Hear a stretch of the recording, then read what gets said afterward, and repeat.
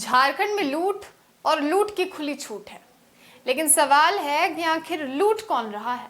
आप कोयला की खदानों को चलवाने की ठीक से कोशिश करते तो आपको रॉयल्टी मिलती। इतनी अवैध मात्रा में कोयला का कारोबार हो रहा है, अगर उसमें महोदय बीजेपी के ही लोगों का नाम आया महोदय।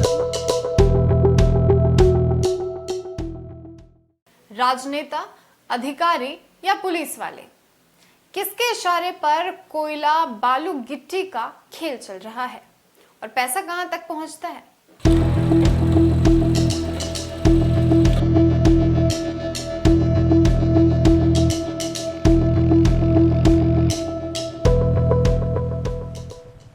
ये सवाल आज इसलिए है कि राज्य की सबसे बड़ी पंचायत विधानसभा में इस मुद्दे पर जोरदार हंगामा हुआ है।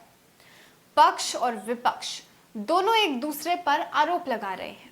आज नहीं करते, रिसोर्स को आप लुटा रहे हैं। उसमें महोदय बीजेपी के ही लोगों का नाम आया महोदय। नाम नहीं गिनाएंगे तो ये लोग नंगा हो जाएंगे। और आज अगर 2 नंबर रास्ते पर जाता है तो वो पैसा किसके जेब में जाता है तो आप सबको अच्छी तरह से पता है। मांस का जितना बेचने वाला दुकान मिला सब बीजेपी का आदमी का नाम मिला महोदय। इतनी अवैध मात्रा में कोयला का कारोबार हो रहा है, अगर उस पर सरकार नियंत्रण कर ले तो आपका एक अनुपूरक बजट के बराबर वो राशि होती है, वो राजस्व आपको फायदा होगा। ये सवाल राज्य में सबसे बड़ा है। खनिज संपदा से भरा सोना झारखंड मिट्टी के ढेर जैसा कैसे हो गया? आखिर यहाँ क्या सब कुछ लूट गया है और अब सरकार के पास कुछ नहीं बचा? ये मुद्दा अब सदन में गूंज रहा है। सबसे पहले बात अगर धनबाद की कर ले तो यहाँ कोयले की लूट होती है, ये जग जाहिर है। लेकिन इस खेल में अब ट्रेंड बदलने की चर्चा है। नेता प्रतिपक्ष से लेकर विधायक ये दावा कर रहे हैं कि राज्य में पुलिस वाले अब सिंडिकेट चला रहे हैं और राज्य को लूट रहे हैं। आज नहीं करते, रिसोर्स को आप लुटा रहे हैं। आप कोयला की खदानों को चलवाने की ठीक से कोशिश करते तो आपको रॉयल्टी मिलता। बालू घाटों को ठीक से नीलामी करके करवाते तो आपको रॉयल्टी मिलता।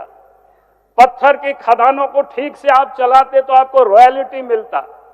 आयरन ओर की खदानों को ठीक से ऑक्शन करके अगर आप संचालित करते तो आपको रॉयल्टी मिलता। लेकिन अध्यक्ष महोदय ये करेंगे नहीं, क्योंकि जिस दिन ये ठीक से करने लगेंगे तो सरकार के खजाने में पैसा आएंगे। और आज अगर 2 नंबर रास्ते पर जाता है तो वो पैसा किसके जेब में जाता है तो आप सबको अच्छी तरह से पता है। नेता प्रतिपक्ष के सवाल पर सरकार ने बैठे राजद विधायक दल नेता गुस्से में लाल हो गए और सीधे नेता प्रतिपक्ष पर सवाल उठा दिया। कहा कि राज्य को लूटने का काम भाजपा नेता कर रहे हैं, सभी अवैध कारोबार इनके ही लोगों का चल रहा है। का काम कर रहे हैं महोदय। आज जो है या जो हमारे विपक्ष के साथी अभी जो बोल रहे थे कि कोयला जो है अवैध जो है खनन हो रहा है और बिक्री हो रहा है महोदय। दुमका में एक व्यक्ति को हमारी सरकार जब पकड़े वहां तो वहां पता चला महोदय कि यह व्यक्ति कौन है, ट्रक किसका है, खनन वाला जो है कोयला कौन बेच रहा है चुरा के, बालू कौन बेच रहा है, गिट्टी कौन बेच रहा है चुरा के। तो उसमें महोदय बीजेपी के ही लोगों का नाम आया महोदय। नाम नहीं गिनाएंगे तो ये लोग नंगा हो जाएंगे। इसलिए महोदय उनको जेल भेजने का भी हम लोग काम किए, लेकिन नाम बीजेपी का है महोदय। बीजेपी का ही आदमी का ट्रक चलता है महोदय। आज जो है बोल रहे थे मांस जो है बेच रहे हैं, चर्बी बेच रहे हैं, डालडा बेच रहे हैं महोदय।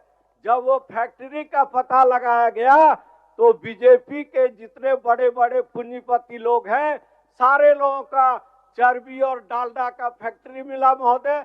मांस का जितना बेचने वाला दुकान मिला सब बीजेपी का आदमी का नाम मिला महोदय। इसलिए महोदय ये लोग बोलेंगे क्या? सदा झूठ बोले हैं, झूठ बोलते रहेंगे, ये लोग कभी सच नहीं बोलेंगे महोदय।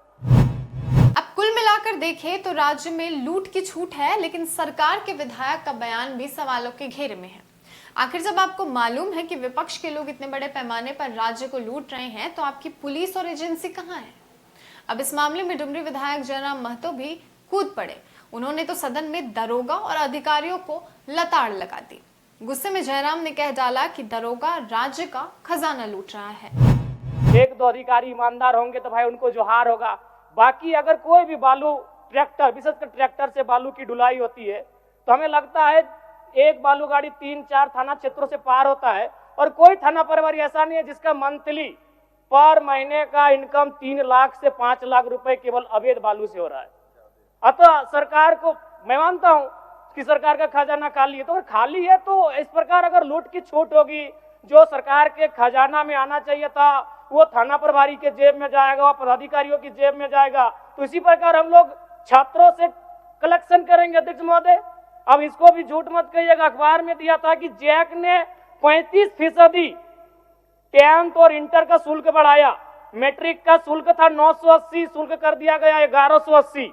इंटर का शुल्क था 1100, शुल्क कर दिया गया 1400। मैं तो सबसे पहले कहूंगा कि जो शुल्क पुराना था अविलंब शुल्क बढ़ोतरी पर रोक लगाया जाए। अध्यक्ष महोदय, आज छात्रवृत्ति नहीं मिला है छात्रों को। आज राज्य सरकार और केंद्र पक्ष वाले यानी विपक्ष वाले एक दूसरे पे दोषारोपण कर रहे हैं। इस दोषारोपण के बीच इस राज्य का भविष्य क्यों उलझेगा अध्यक्ष महोदय?